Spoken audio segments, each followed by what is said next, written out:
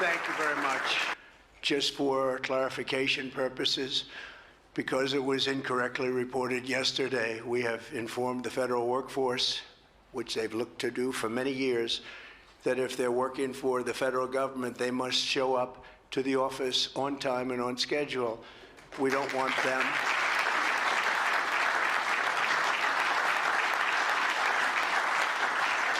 We don't want them to work from home because, as everyone knows, most of the time they're not working, they're not very productive, and it's unfair to the millions of people in the United States who are in fact working hard from job sites and not from their home.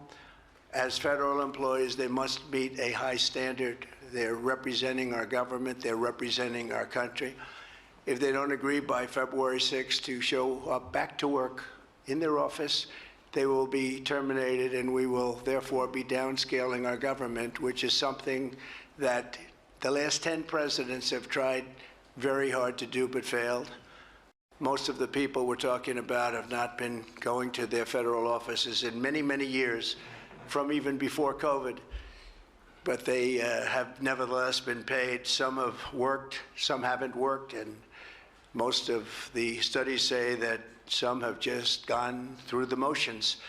We may ask these people to prove that they didn't have another job during their so-called employment with the United States of America, because if they did, that would be unlawful. As you understand, a lot of people are getting paychecks, but they're actually working other jobs, so they'll have to prove that to us that they weren't. In any event, we're requiring them to show up to work or be terminated.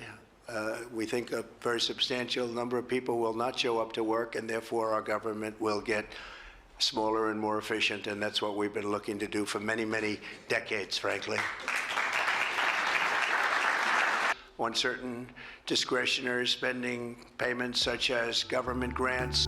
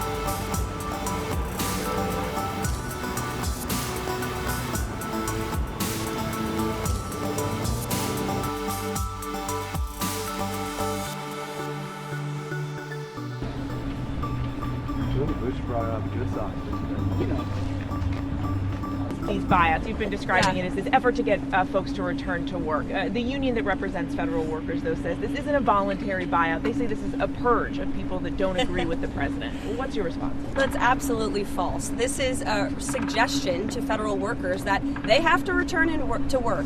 And if they don't, then they have the option to resign. And this administration is very generously offering to pay them for 8 months. 6% of the federal workforce in the city actually shows up to work. That's unacceptable. We're all here at work at the office. There are law enforcement officers and teachers and nurses across the country who showed up to the office today. People in this city need to do the same. It's an overwhelmingly popular policy with people outside of Washington, D.C. The president campaigned on this, and his administration's keeping the promise. Quick question. they need. It's going to save tens of millions of dollars because this government has been wasting millions of dollars on empty office space. That is beautiful. I mean, look at the buildings in this city.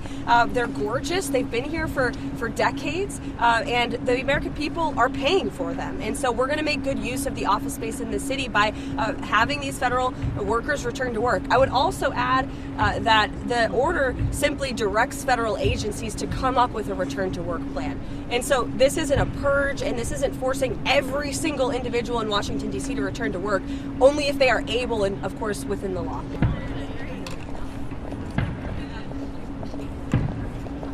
It's very clear. This is a temporary pause on federal funding to ensure that tax dollars are not funding things that this president has signed out of law. So the Green New Deal, DEI, etc. As I said repeatedly yesterday, and I would like to double down on the fact that Social Security, Medicare, Medicaid, which I'd like to be clear on that today, welfare benefits, individual assistance, food stamps, etc. will not be impacted. So the American people should not be confused about this. And in fact, they should be grateful that this administration is actually valuing their hard-earned tax dollars. Well, what about the...